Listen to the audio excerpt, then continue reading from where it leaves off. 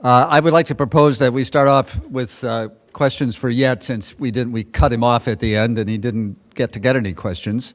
So let's start with that, but then let's let it get fluid. I have a couple of questions myself I'd like to ask, not initially, and we really want to have a free-flowing discussion, so encourage everybody to join in. So let's start with, are there any questions for Yet?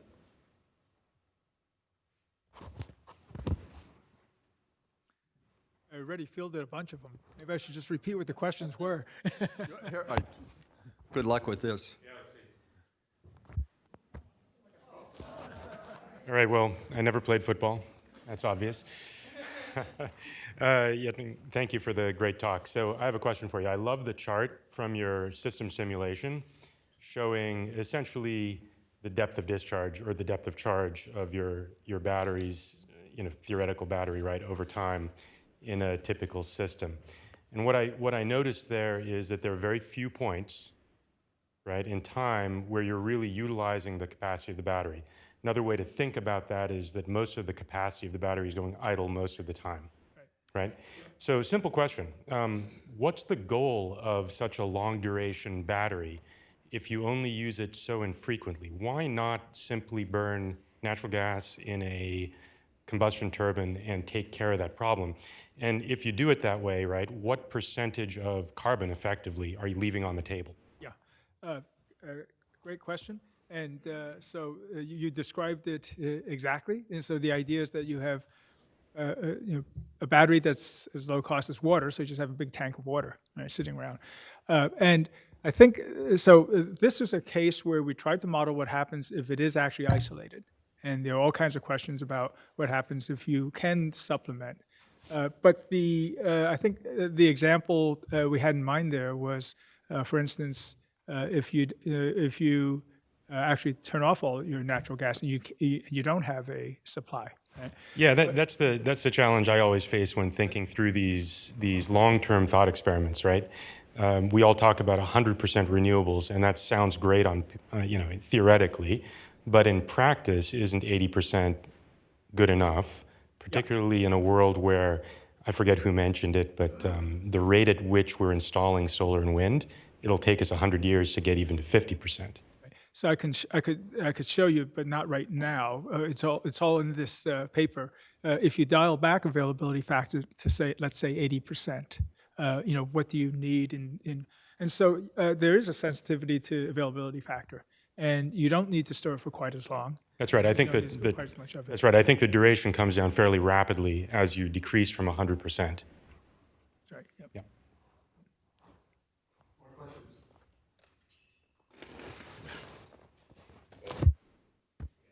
Clearly more of a basketball player than a football player, I would say, with that pass.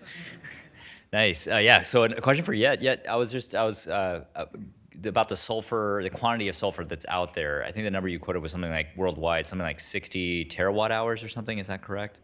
Did I get that number wrong? And first, if you could correct me on that number, and then we can take it from there.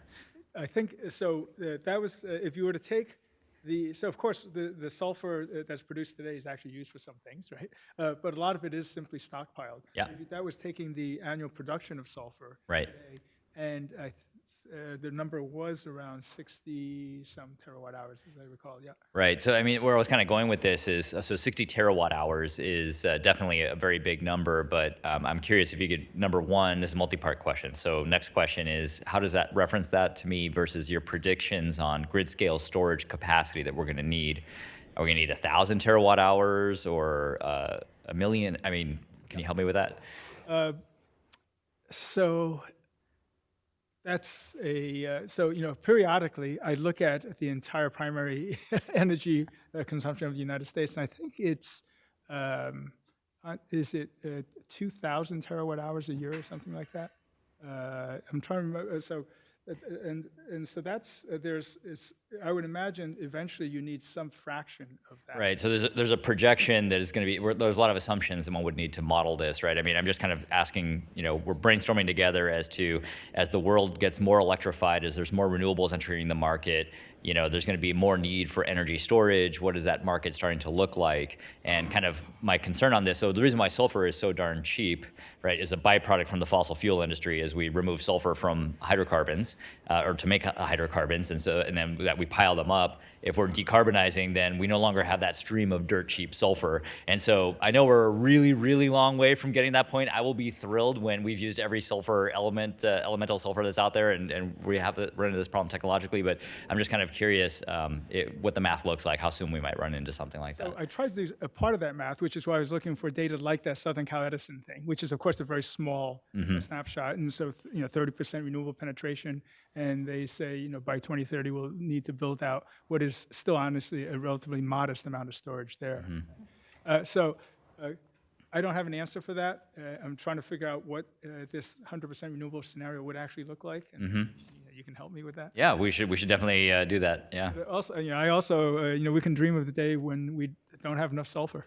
Yeah, that's right. And I mean, and it might be just for everyone's edification, just the numbers that you were quoting there about, I think it was like 15 cents or something like that per kilogram. I mean, that's kind of a rock floor bottom, I would say, for any chemical that you can ever imagine producing with any means whatsoever. It's pretty hard to beat, a delivered price of 15 cents a kilogram. That's a byproduct from a massive oil industry. Great, thank you, Yet. Can I actually ask a question of my? Yeah, please, go ahead. I think you raised a really good point. Do you know, I mean, sulfur mining is actually pretty unpleasant stuff.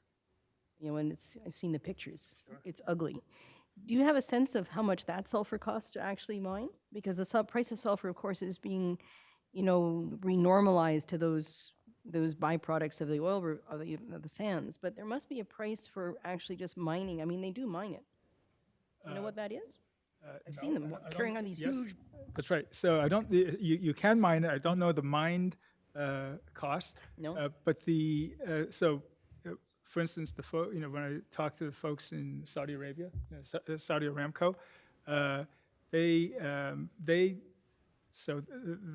would love to have, one of the reasons that they're interested in this project. So we did form a startup company around trying to use sulfur in large-scale storage, a company called Forum Energy. And so one of the investors is Saudi Aramco. And all they say is, I showed them the Alberta pyramids. They say, you think that's a lot of sulfur?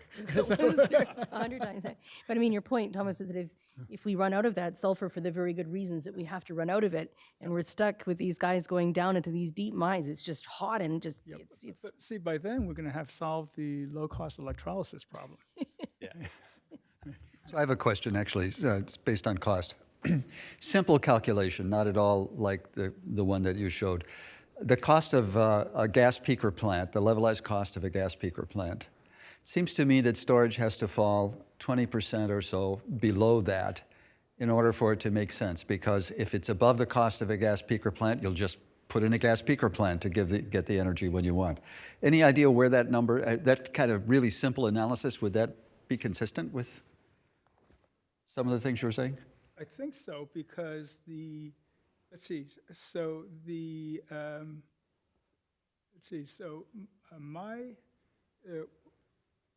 cost of storage, let's see if we can work backwards from the numbers that I had. So I guess I'd have to dig out the plot. Okay. Let's just take a look at it. Yeah, okay, just a question, yeah. I can help with it. Okay, you want this? It's between 10 and 20 cents a kilowatt hour for new build gas peaker. Okay, there's a good number, yeah. So that was pretty easy to get to. I saw a bunch of hands, yeah. Yes? Actually, this is to all of you, basically. And that is, I've been spending my entire career, or at least the last 20 plus years, working on artificial photosynthesis and basically making hydrogen, light-driven generation of hydrogen. I'm very encouraged by what I see from the discussions that focus on the economic analysis with regard to energy per kilowatt hour and photovoltaics and how well we're doing.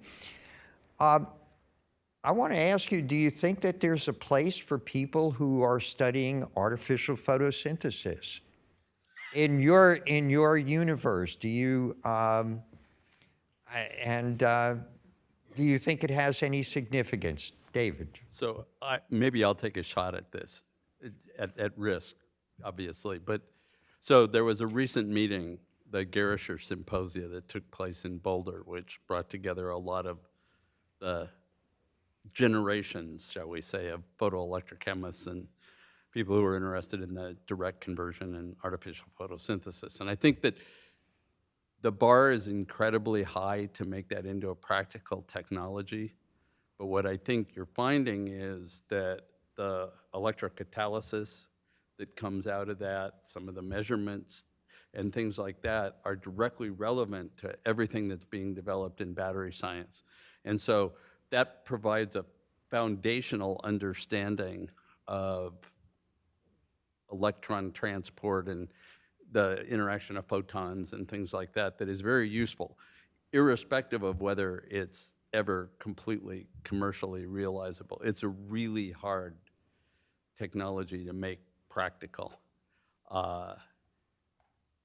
And the costs are, you know, who knows what the costs will be, because there's not ever been a demonstration. I think what was the longest, Art, the 150 hours that people reported at the meeting? So we're kind of like 2 orders of magnitude or 3 orders of magnitude off in stability right now. But the basic science is incredibly valuable in what that field has developed. If that makes sense. I was going to say that in a similar vein of crossover from other areas, the kind of things that Tom does on catalysis. I mean, any metal air battery, almost any decent metal, you can make the argument for very low cost. But there's only been one company that's successfully commercialized a rechargeable metal air battery to this point. And that's a company called, that was Cody Friesen's Fluidic Energy, which was recently bought by a company called Nant Energy.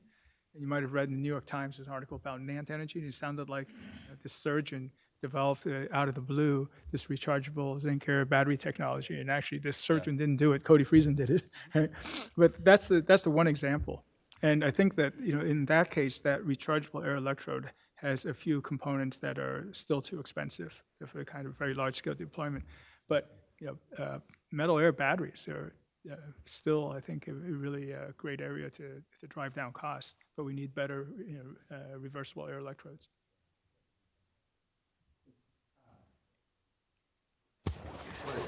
No.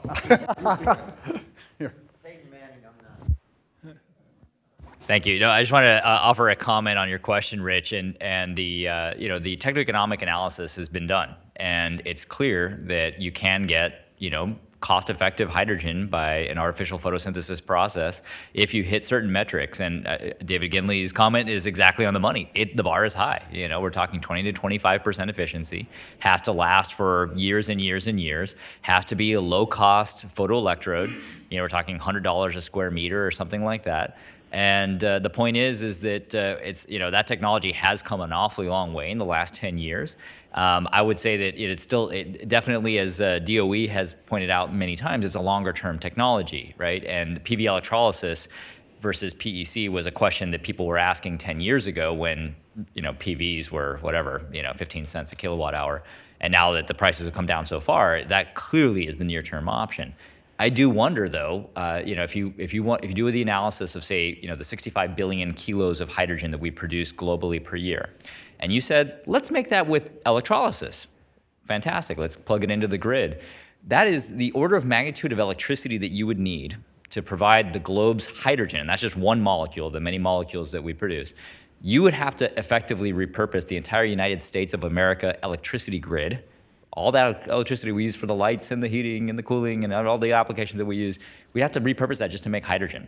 I mean, that's the order of magnitude that we're talking about. So that's a lot. Said another way, the electricity sector that we use today, if we start to apply it towards the fuels and chemicals industry, the fuels and chemicals industry is just so much bigger, we'd have to build a lot more grid. And so then it's an interesting question. If you're using the grid that's already in the ground, hey, you don't have to, that doesn't factor into technoeconomics.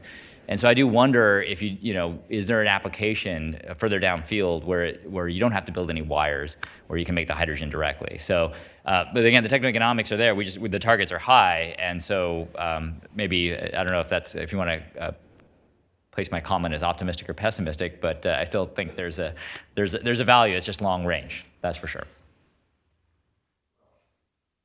Let me have other people. Yes. I have further comments, but Alex, why don't you take it? I didn't have a particular comment on this. Well, you can just, do you want to say something? Or?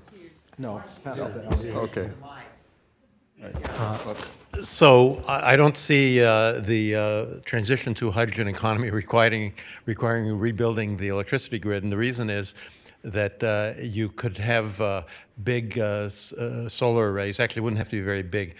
You'd be in Arizona, and you could fit everything within a 60-mile radius. But as far as the electricity transmission is concerned, the wires would only have to go about 100 meters to an electrolysis plant. And so I don't see that as a big problem. I see that as actually an opportunity. So I envision that I'm always trying to envision what the future is going to be like. And so I see hydrogen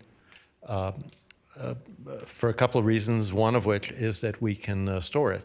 And we can store it underground at relatively low cost, and it fulfills my requirement for seasonal storage. But there's one pitfall, and I haven't heard enough about this from the electrochemists, and that is that because of the 25% duty factor of solar, it means that you have to bring down the capital cost by a factor 4. And the most ambitious goals I saw from the electrochemists were not going to bring down the capital cost by a factor 4, maybe by a factor 2 or thereabouts. So I want to hear more ideas about reducing the capital cost of electrolyzers. Now, I have a reason to believe that it could be very low. Now, I'm not an electrochemist, but I look at the electrolyzer. It's got a positive grid, a negative grid, a very thin layer of somewhat expensive material in between, and it looks to me like where solar cells were 30 years ago when they cost $100 a watt. And we've brought the cost way down. I don't see any obstacle to bringing down the cost of electrolyzers, but I'm an outsider, so I need to hear about that. Yeah, I could comment on that, and I have a feeling that Tom could also, right? So if you break that, there have been some fairly recent studies that break down the cost of electrolyzers. And yeah, the stack is important. There's too much nickel, too much just metal in the stack. But there's all the other stuff, such as power electronics, which, so it's not a single point of cost sensitivity. But I should really let Tom. Do you want to make another that question. comment? Sure. Yeah, I think so. This is a great question. I mean, I think the numbers I was presenting, by the way, I was presenting these numbers as that means you have wide scale deployment of the technology, and of course, the cheaper it gets, then it starts opening up even more markets. 30 cents a kilogram, if most chemical products are about $1 a kilogram, that's where the number came from. And it's a confluence of what's the feedstock price, what's the electricity price, what's the energy storage price, and in that scenario, all those numbers work together. If the other three numbers are bad, then any one of those boxes is not going to work. So that was really the purpose of what I was presenting there. So to get to your point, if some of those other three boxes are not fulfilled, then that fourth box really needs to be a much more aggressive target. So maybe instead of 30 cents a kilogram, I'd say 5 cents a kilogram. CapEx. I just want to make a comment on this. I think if hydrogen storage is going to be used, there will have to be fully dedicated hydrogen storage facilities that use all the photoelectricity that is produced to make hydrogen, or wind electricity to make hydrogen, and they're not sharing it with the grid. The only thing that's shared with the grid is when it's needed is the hydrogen. So you can now design for purpose. So I'm going to disagree. Okay. So I think what you're seeing in yet too is that you're getting the cost benefit of larger plants is very significant. And so I think you're going to see larger and larger PV plants. We're already getting close to the gigawatt size in some cases, or at least planned for the gigawatt size. There's no reason that if you have a gigawatt PV plant, you can't take some of that energy and electrolyze it. And I guess part of the question is I see this sort of sliding scale versus time for cost, right? And I noticed that you didn't say anything about high temperature CSP. And in some cases, high temperature CSP is getting close to the 8 cents per kilowatt hour kind of thing. And so I wonder if, you look at there's a different technology for different time scales. And I see hydrogen is great for long term because we know how to store it and it can sit there, and you can tap off a small amount of power continuously to do your electrolysis. You don't even need a big electrolysis plant necessarily if you're doing long-term storage. But you can also couple that to a thermal system, and you could do it with the PV, or you could do a separate solar thermal system. But they're showing that at 400 degrees, you really are getting cost competitive now with some of the PV technologies, actually. So, but let's see, $8. I'm trying to understand. 8 cents. 8 cents a kilowatt hour for the electricity. Yeah. So the LCOE is about 8 cents per kilowatt hour. Okay. Yeah. I'd say that's a lot, right? So, I mean, that's. That's including the storage. So. Oh, okay, all in. So then that's good competition. So Yeah. it's So 1 or I 2 cents. think that's what I'm PV. trying to say. Great. Yeah. No, I agree. Yeah. But not for long term, right? You're not going to store heat for months. But you're going to store it for 24 hours. Heat has a self-discharge problem. That's right, it does. I want to make a comment back to Rich's question, because I think the question was proposed in a fairly narrow scope of artificial photosynthesis. I think a more general term or question would be solar photon conversion, or solar photo conversion, as we label it at SERI and NREL. Can that make an impact? And I think in that more general sense, artificial photosynthesis, going back to the narrow definition or question, implies you're going to use CO2 and water to reduce that to fuel and oxygen. And you're talking about separate electrolyzers coupled to PV. Now, there are many other ideas and approaches to using solar photons to make fuel for storage, which don't look anything like biological photosynthesis. So it's, I think I'm mislabeling the question or the field by calling it artificial photosynthesis. And there are approaches which involve very efficient photovoltaics, but not as a separate standalone system, but integrated into a structure where you can't even tell the difference between a photoelectrochemical system and a photovoltaic system coupled to electrolysis in the dark. So, that's sometimes called buried junctions. There's also some implications and significant approaches involving nanoscience. There's a lot of nanostructures which have some extremely interesting and impressive properties of creating multiple electron hole pairs per photon, which haven't been discussed at all yet. It may not come up here.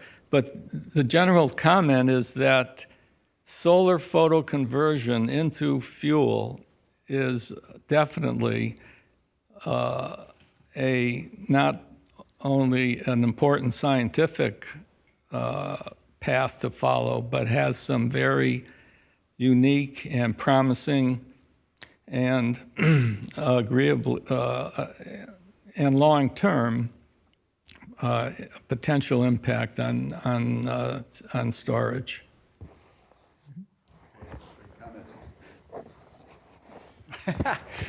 More comments on artificial photosynthesis? Okay. Let's see if we can do this. It's not as heavy as I thought it was. Well, I've got a number of comments. I think one, I agree with Art that artificial photosynthesis is probably the wrong term for us to be using, but the people have been working on solar conversion, solar-driven water splitting, and coupling it in various ways. To address Eli's comment, I think all the fundamental work in this field has dramatically improved our understanding of the electrochemistry, which then plays into all of the things that we've been talking about. So the great improvement of our understanding of single electron, multi-electron processes, stuff at interfaces between light absorbers and catalysts. I think the great improvement we've made in understanding electrochemical properties is worth the effort that we've expended in working on solar-driven water splitting to make hydrogen. That's my first comment. Secondly, since there aren't that many chemists apparently in the audience, you apparently have completely missed the revolution in organic chemistry that stemmed from people working on light absorbers and sensitizers and what you call artificial photosynthesis. The organic chemists are using now light absorbers, single electron photosystems to drive organic reactions. There's an enormous revolution going on right now in organic chemistry, synthetic organic chemistry, making tremendously value-added molecules using all of the systems that have been developed by photochemists who were working on artificial photosynthesis. And so I think you have to understand, Rich, that that trying to solve this problem that we all agree, David points out, is impossible, and Tom admits is just very hard. And trying to work this very, very hard problem, the spin-offs in electrochemistry, and I see electrochemistry now as really taking over from thermal chemistry as the way chemistry is going to be done in the next 50 years. And all of this has come about because of people trying to work very, very hard problems in coupling light absorption to electrochemistry or to redox chemistry. I have while I'm pontificating here, I have a question for Mr. Sulfur. Mr. Sulfur, I agree with John Doyle. Right, sulfur chemistry is a real bear. My guess is if you look at your systems carefully now and analyze the products as you go along, you will find that your sulfur is being oxidized slowly. I don't think you can, I don't think there's any way to prevent it. That's the chemistry of sulfur. It's oxidation, any kind of oxygen around, and you've had it. So I would like to see, I'd like to see you've got this pool of precipitate and you're running it on. I'd like to see you actually analyze this material after you run your battery for, say, 100 hours, and analyze the sulfur and see how much is oxidized. So I can, yes, we know that that is a degradation mechanism. and it is speciation dependent. And Is it going to be a showstopper? Maybe not. so that's, when we run it between that narrow speciation range, what we know is that if we go beyond that, yes, that the degradation actually on both ends is much more rapid. And the conversation I had with John Deutsch was exactly that. He finally said, "Oh, I see, you're cheating because you're not, straying into the speciation ranges where the degradation is rapid." So yeah, it's a matter of degree, right? Yeah. It's a matter of degree, and It's something I think you need to look at. that's right. And so, at this point, we have 1,000-hour tests, which is not enough, but it's a start. And if I may, since I haven't talked yet, I'm going to finish and then shut up for a while. Tom Jaramillo gave a very interesting talk about his clever use of thinking about biology and the hydrogenase system to then end up with molybdenum sulfide. But then he abandoned it apparently on his other two programs in nitrogen reduction, where he's using copper, where the biological system uses other metals and completely different, and in your CO2. So the question is, should we be looking at nature and the systems in nature? Should we continue to look at them to try to understand mechanisms to build really viable, economically viable energy systems? And that's a general question. I can tell you where I stand. I don't think so. I think we have long since passed nature in catalysis, and that there's really no point now. There's been an enormous amount of money spent on trying to understand water oxidation in photosystem 2.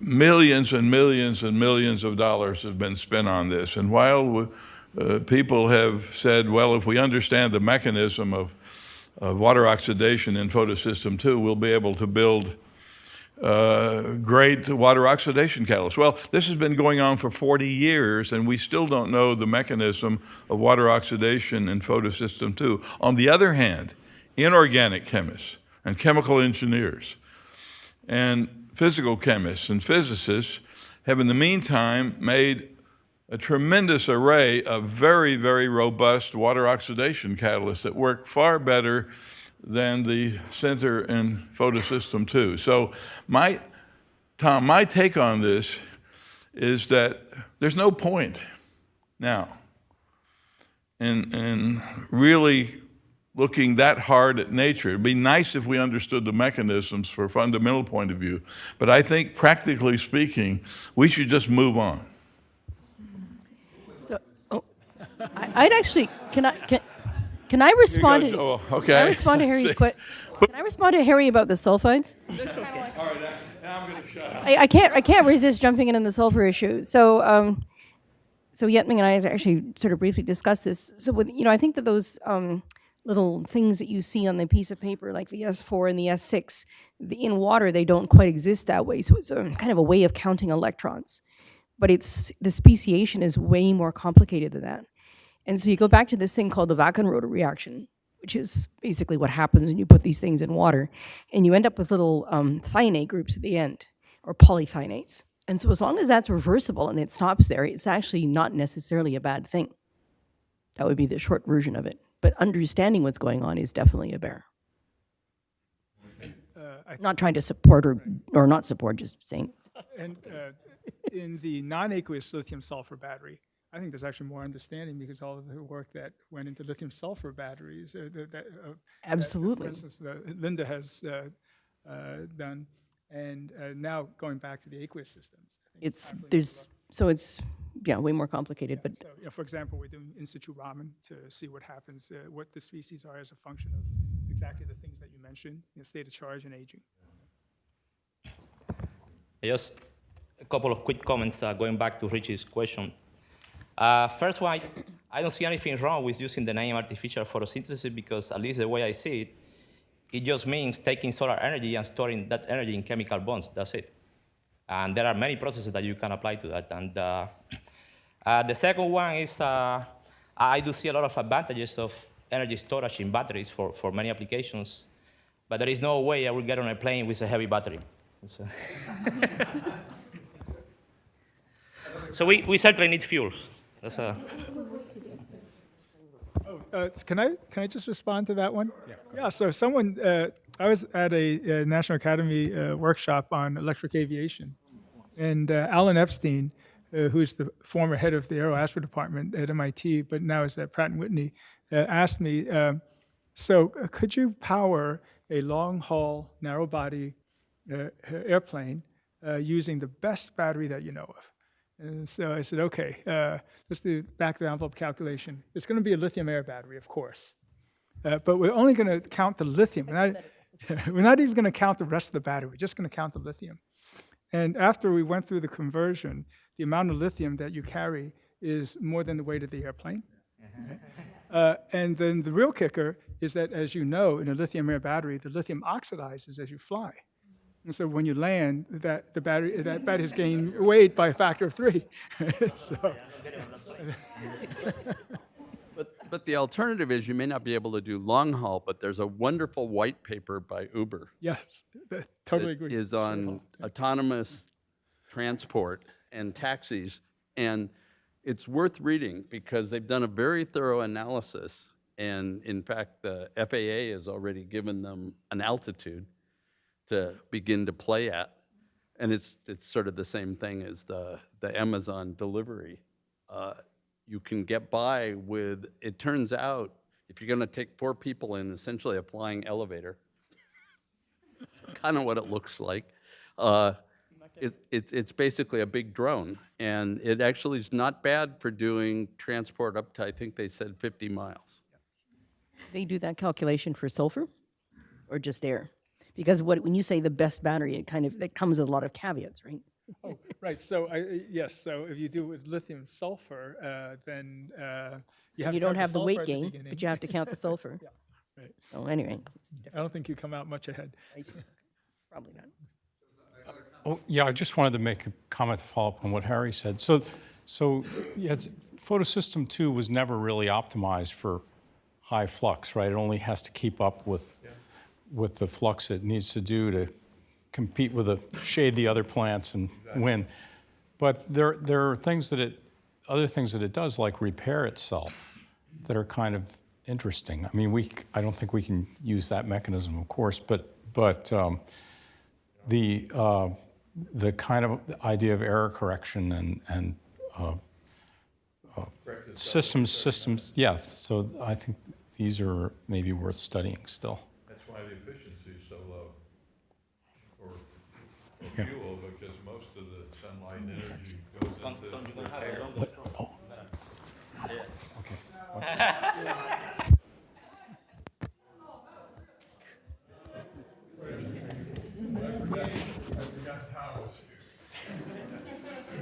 He threw it to my left.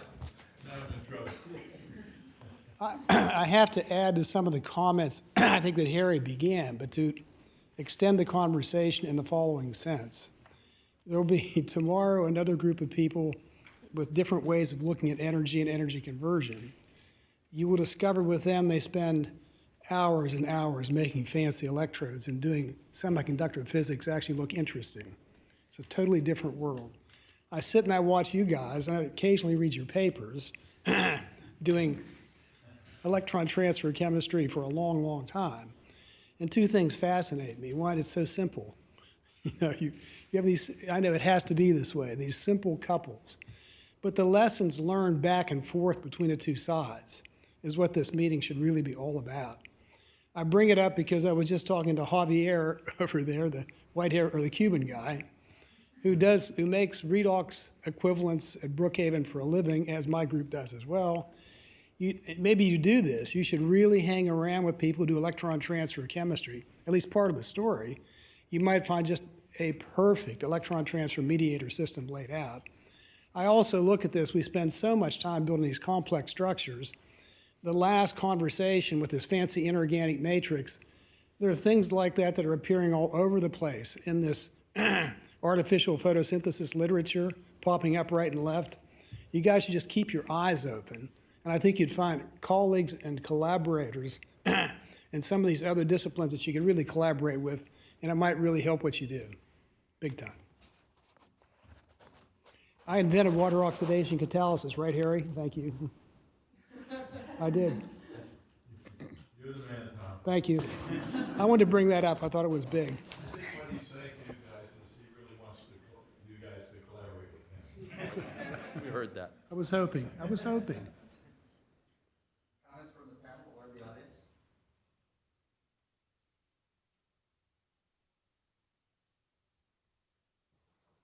I can't believe there's a moment of dead air.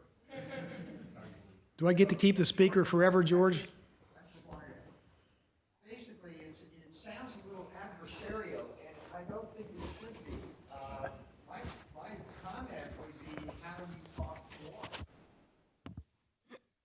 Okay. How do we get our structure, meaning our research structure, together so that we do talk more about this most important of problems? So this is one of the things that I noticed, and Tom helped to bring this out. Lots of interaction between the two communities, the electrochemists on the battery side and the photo, sort of synthesis guys on the other side. And maybe we do need to talk to each other. I'm wondering if we can think of a mechanism to make that happen.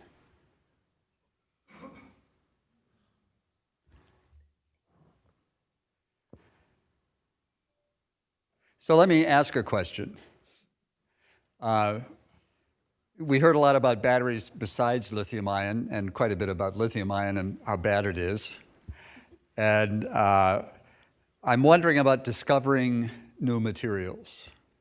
So the traditional way is to think of it.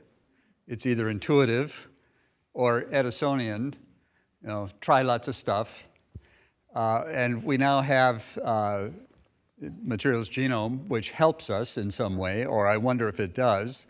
There may be differing opinions on its value. Does it speed up the process? Let's say materials genome simulating 1,000 materials on the computer and finding 4 or 5 that look good, and then doing it in the lab. That's the first part of the question. And the second part is, you probably can't make those 5, so don't we need to go further and simulate the synthesis process so we can find new synthesis routes? Anybody want to make a response to that? My response is, it sounds like George is making a pitch for J. Caesar. Well, some of that was stimulated, yes, but you're right. Well, obviously, I'm a proponent of the methodology, but I think that it started, it's taken 10 years to get to a point where the materials you predict are actually the ones you're going to be interested in, right? And I think we've gotten to the point now where we can do 1 or 2 functionalities pretty well. I think we're beginning to encroach in the synthesis world, at least in simple organic and inorganic materials. We've predicted new polymers for OPV, for example, that we've made, and they work exactly as predicted in terms of the homo-lumo and in terms of increased stability. So clearly there's value. I think that it's like every other tool we have, right? You can use it the right way or you can injure yourself on it. And I think that we're beginning to learn how to use it the right way. I think the expectation originally was, okay, you're just going to design all these materials and we're done. And that's not true.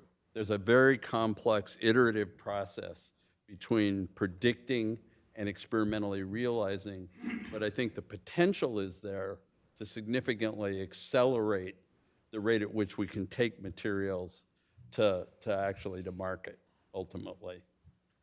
You said in your talk, David, that it's theorists will often predict something that you can then spend years trying to make that's actually not synthesizable.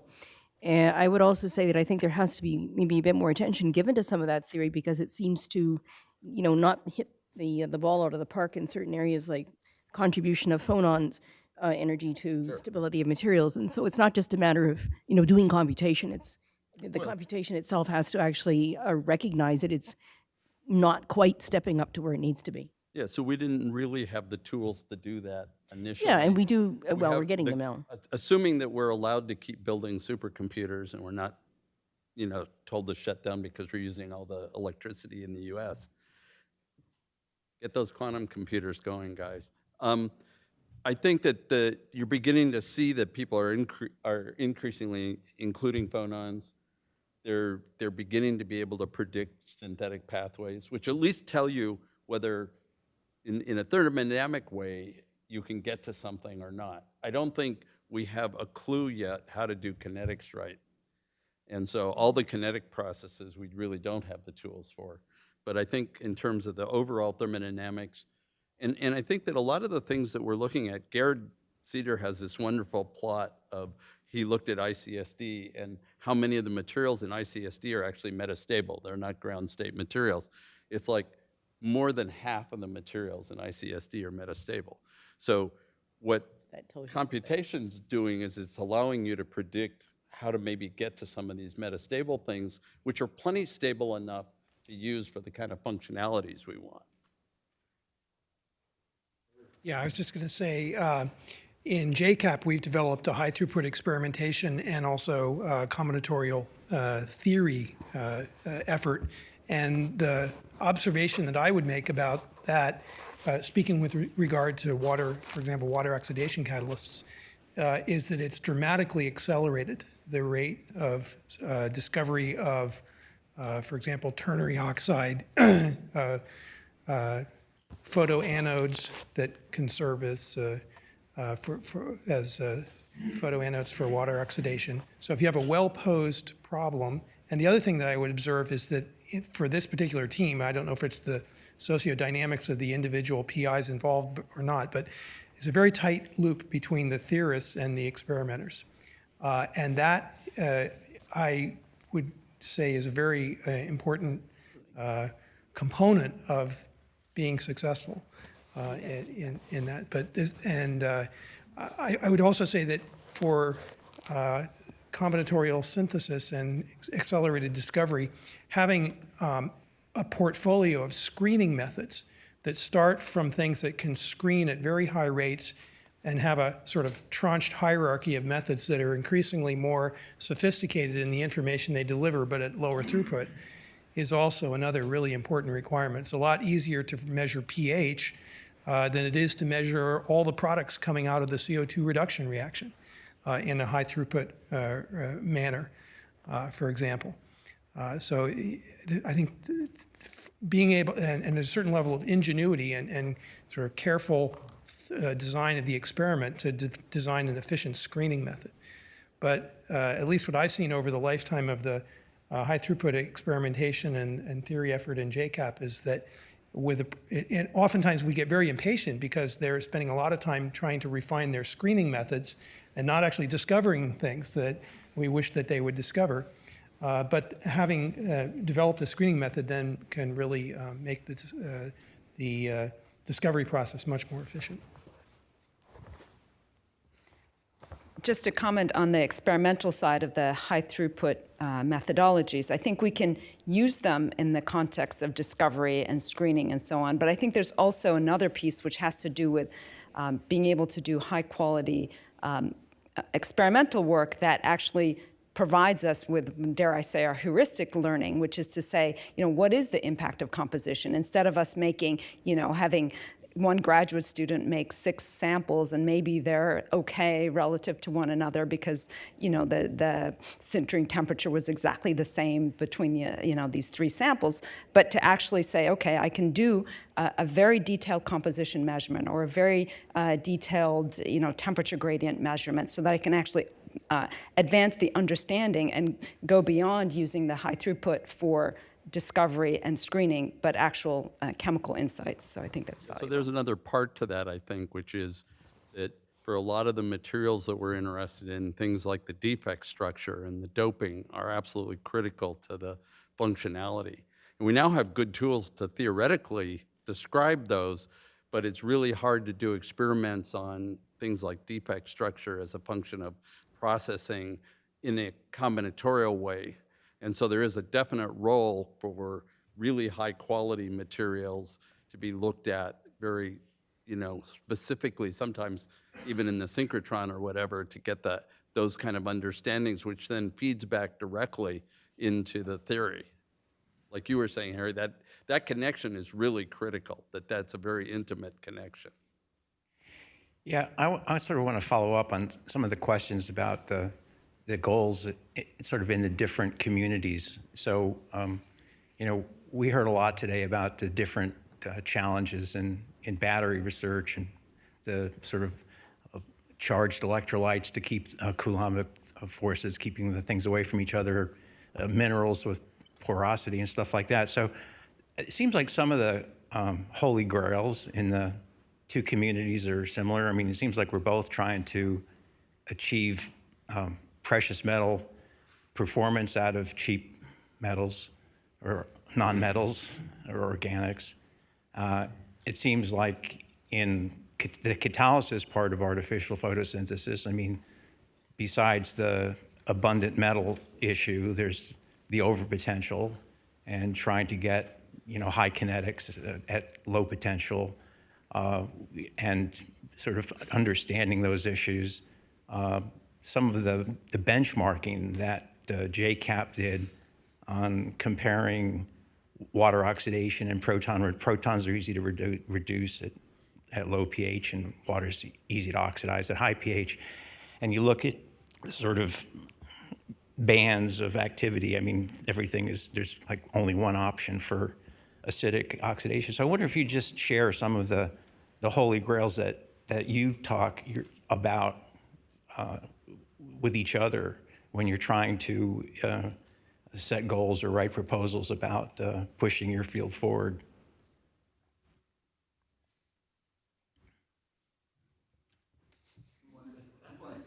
Go ahead.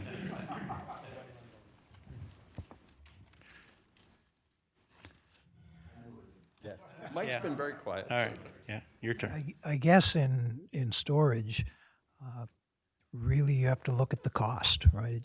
It comes down to cost, and yeah, you guys worry about money a lot more than we do. right?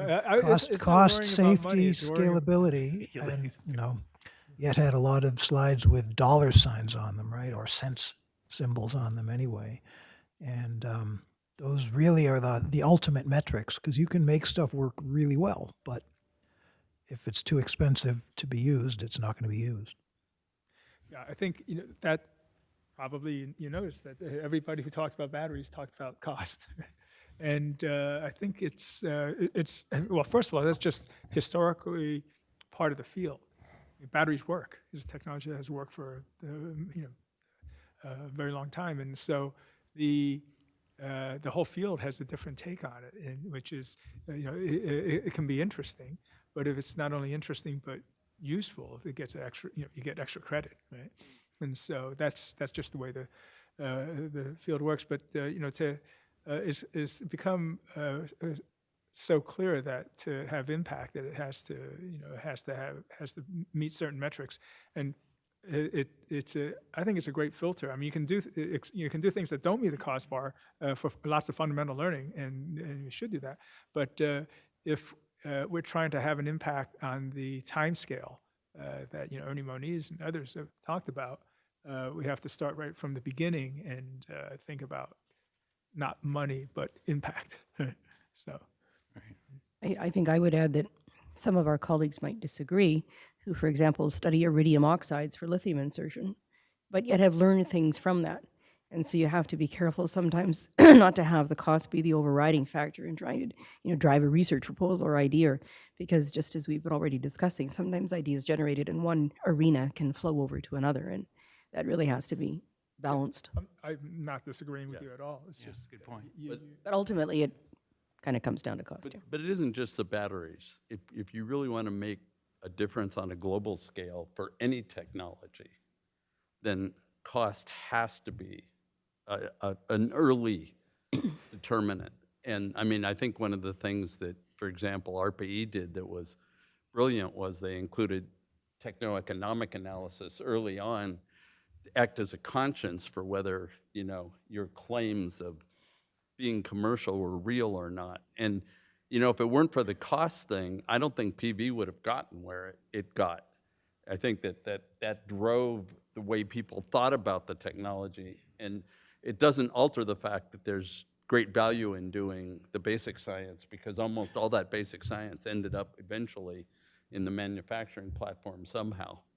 But it's really cost that, if you're going to go to scale, you're going to have to think about cost. I don't think that you can predict. I mean, who could have predicted the cost of silicon would, or the best technology would drop as fast as it did? Ballard Power, I know, didn't. They were utterly dismissive of the entire field. He said, no, there's no way this is going to work. But if you really look at the learning curve, it's pretty linear, right? I mean, there were people that predicted it. There's just the U.S. was not particularly adept at doing what they knew they had to do it. And the Chinese took the initiative, quite honestly, to build a bunch of silicon plants. And the minute they did that, the market shifted to China, as it should, right? So in light of what Ernie Moniz told us last night, that we have to decarbonize in 30 years, you know, even the great success story of PV took 50. And so 30 years after the 60s, it was still utterly negligible and ridiculously expensive. And so looking forward,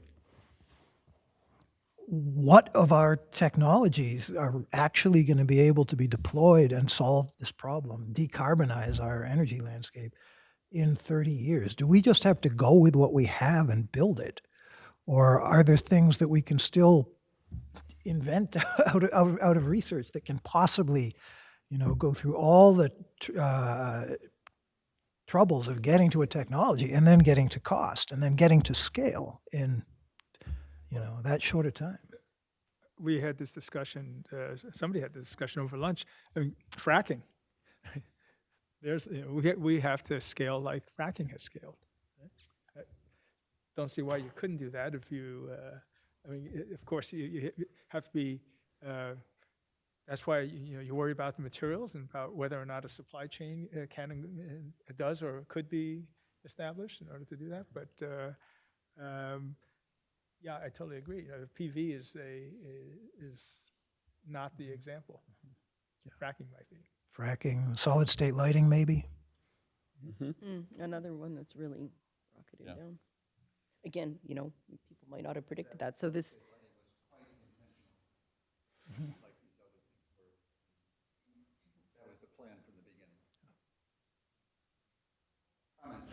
Yeah. Oh, thank you very much. Yeah, I want to kind of get to one of the questions that was asked by Cliff there about kind of holy grails, because there was a holy grail out there that has that I'd like to bring up, and in the process, like to synthesize some of the comments made by Rich about working together, Tom as well, Harry on the biology, and George's comment on really data science. And you know, in my view, one of these cross-cutting platform that's going to help everything that we're talking about is how we share information across these disciplines, whether you're working on, you know, molecular systems, solid state materials for batteries or catalysis, defects in photovoltaics.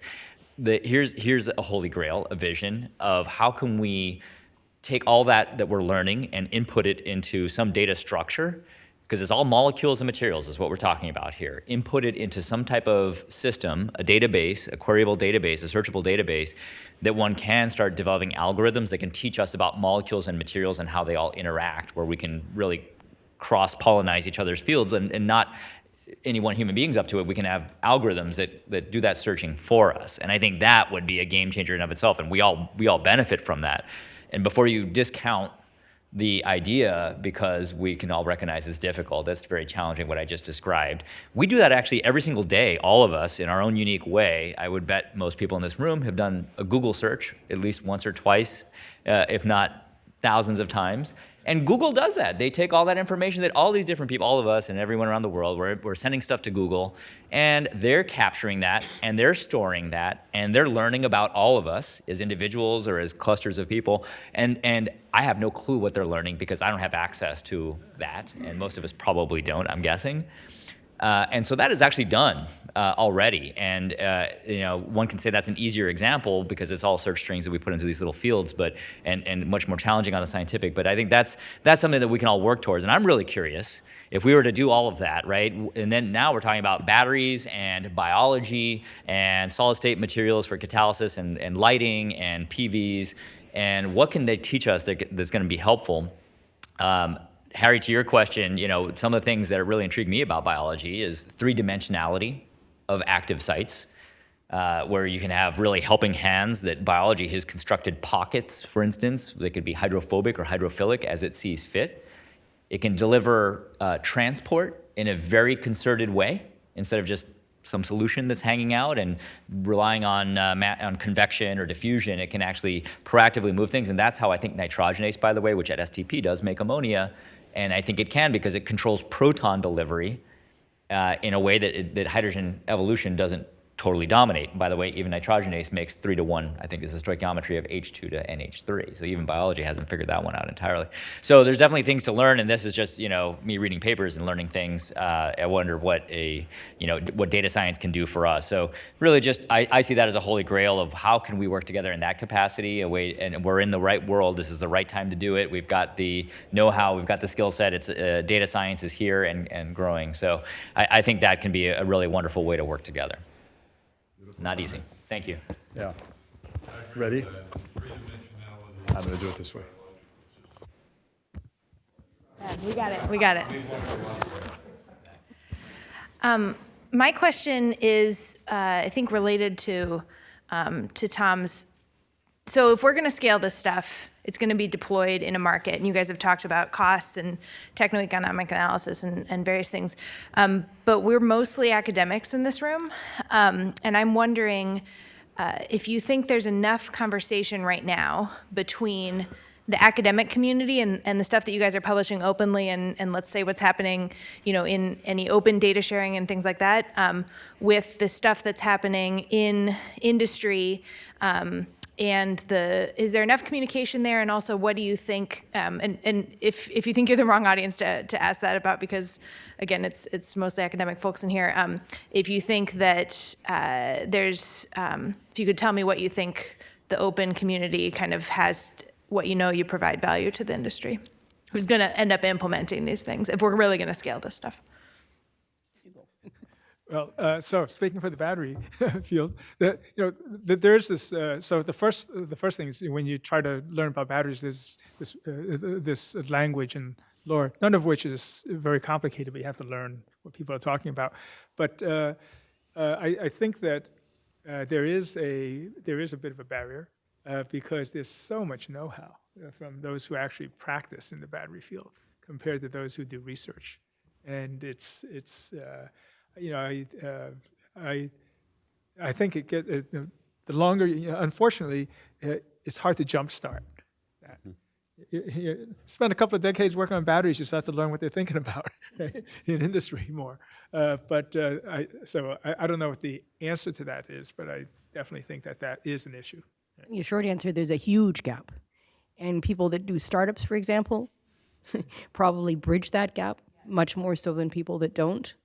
And even unless you work really closely with industry, you're not going to really get access because they have their own things to protect. So, and I think that gap is kind of part of the, the territory. It's pretty common, yeah. Can't get around it.